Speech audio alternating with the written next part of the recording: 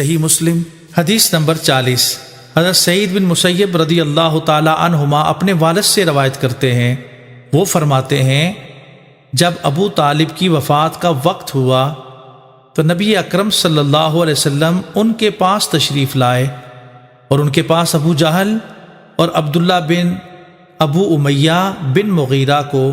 وہاں موجود پایا تو نبی اکرم صلی اللہ علیہ وسلم نے فرمایا، اے میرے چچا،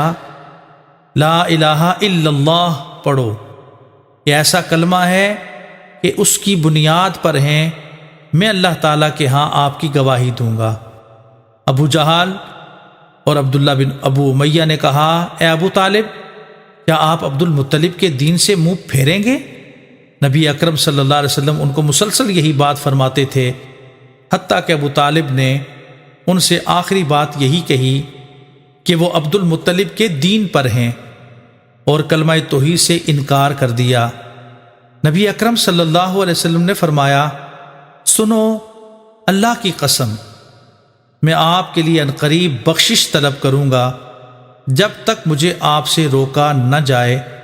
تو اللہ تعالیٰ نے یہ آیت فرمائی، سورہ توبہ۔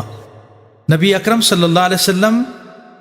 اور ایمان والوں کے لیے جائز نہیں کہ مشرکین کے لیے بخشش طلب کریں، اگرچہ وہ ان کے قریبی رشتہ دار ہوں، اس کے بعد کہ ان کے لیے